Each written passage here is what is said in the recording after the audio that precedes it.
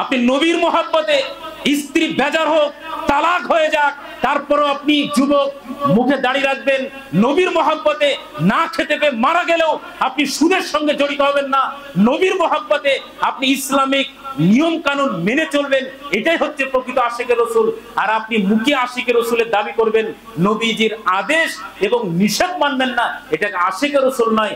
বরং আপনি যত বলবেন তত নবীজি রাগান্বিত হবে। কেমন? আপনার স্ত্রী আপনাকে বলছে, স্বামীজি তোমাকে আমি ভালোবাসি। হ্যাঁ বুঝলাম, ঠিক আছে, ভালো, সেটা পানি নিয়ে আসো। আবার বলছে, ও স্বামী তোমাকে ভালোবাসি। আচ্ছা, যতবার বলবে ততবার আপনি রেগে যাবেন না খুশি যাবেন বলুন তো দেখি? আপনি নবীকে সম্মান করুন, সবচাইতে নবী প্রেমিক হতে পারবেন। নবীর কথার বাইরে আপনি চলবেন না, নবীর সুন্নতের বাইরে চলবেন না। নবীকে যেমন দরুদ পড়তে হবে, ভালোবাসতে হবে, নবীর কথা অনুযায়ী আমল করে নবী অর্থাৎ আশিকে রসুল প্রমাণ করতে হবে। যদি আমরা এটা করতে পারি তাহলে প্রকৃত আমরা আশিক রসুল হব। আর না হলে ওই বছরে একটা দিন মিলাদ করে, কিয়াম করে, ঈদে মিলাদুন নবী করে নবী প্রেমিক অন্তত প্রমাণ করা যাবে না। এবং আপনি আমার সঙ্গে একমত নাও হতে পারেন, আপনি ঠান্ডা মাথায় চিন্তা ভাবনা করে দেখবেন। একটা কথা বলে খুতবা শেষ করব। মনে করুন আপনি একজন দিনমজুর মানুষ, চাষি মানুষ, ব্যবসায়ী মানুষ।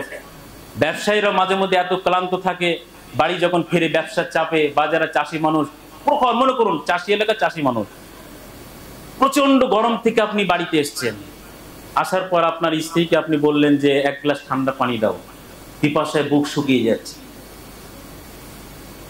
এখন আপনার স্ত্রী আপনাকে বলছে, স্বামীজি তোমাকে আমি ভালোবাসি। হ্যাঁ বুঝলাম, ঠিক আছে, ভালো, সেটা পানি নিয়ে আসো। আবার বলছে, ও স্বামী তোমাকে ভালোবাসি। আচ্ছা, যতবার বলবে ততবার আপনি রেগে যাবেন না খুশি যাবেন বলুন তো দেখি?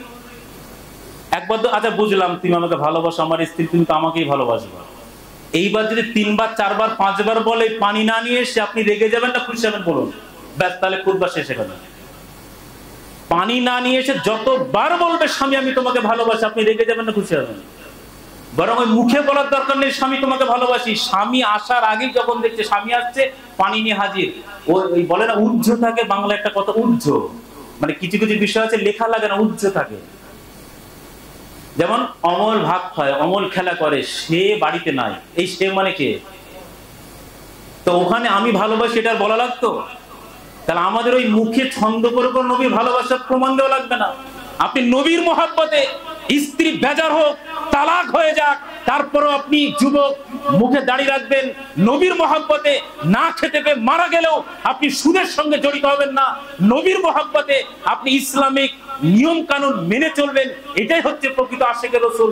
আর আপনি মুখে আশিকে রসুলের দাবি করবেন, নবীজির আদেশ এবং নিষেধ মানবেন না, এটাকে আশিকে রসুল নয়। বরং আপনি যত বলবেন তত নবীজি রাগান্বিত হবে। কেমন?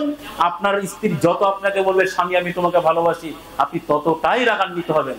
আর স্ত্রীর মুখে বলার দরকার নেই আমি তোমাকে ভালোবাসি। আপনি বাড়ি ফিরছেন, আপনার ভারাক্রান্ত মন, আপনার ঘাম ঝরা দেখে প্রকৃত যদি স্বামী ভক্ত স্ত্রী হয়, ও এমনি পানি নিয়ে চলে আসবে, ভালোবাসাটা উজ্জ থাকবে। আমি কি বোঝাতে পারছি? ওই জন্য একটা মেসেজ দিতে চাইছি, আমল করতে হবে আল্লাহর হুকুম মোতাবেক, আমল করতে হবে নবীজির তরিকা মোতাবেক, আমল করতে হবে নবীজির সুন্নত মোতাবেক। যদি আমরা নবীজির সুন্নত মোতাবেক আমল করি, তাহলে আমি যদি মুখে নাও বলি তারপরও আমি প্রকৃত নবী প্রেমিক। হাসরের ময়দান নবীজি খুঁজে নেবেন।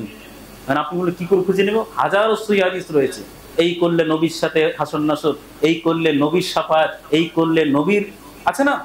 তাহলে প্রকৃত নবী প্রেমিক মানে আমাদের আমল করতে, 5 ওয়াক্ত সালাত ছাড়লে হবে না। এমন নবী প্রেমিক হলাম 12টা 1টা পর্যন্ত নবী দিবস পালন করে ভোরবেলা গিয়ে আর মসজিদে লোক নেই, এইরকম নবী প্রেমিক হলে হবে না। নবী প্রেমিক মানে অবশ্যই নবীর আগমন হয়েছে, এটা আনন্দের। অবশ্যই নবী প্রেমিক হলে সোমবার নবীজির জন্ম, প্রত্যেক সোমবার বৃহস্পতিবার আপনি নিয়া সিয়াম রাখুন, রোজা রাখুন, তাহলে আপনি নবী প্রেমিক। যদি আপনি প্রকৃত নবী প্রেমিক হন, নবীজি যেগুলো আদেশ করেছেন ওগুলো মানবেন, যেগুলো নিষেধ করেছেন ওগুলো ছেড়ে দেবেন। তাতে ও স্ত্রী চলে গেল, পরিবারের লোক রেগে গেল, সমাজের লোক বয়কট করলো, ওটা ডাজ নট ম্যাটার।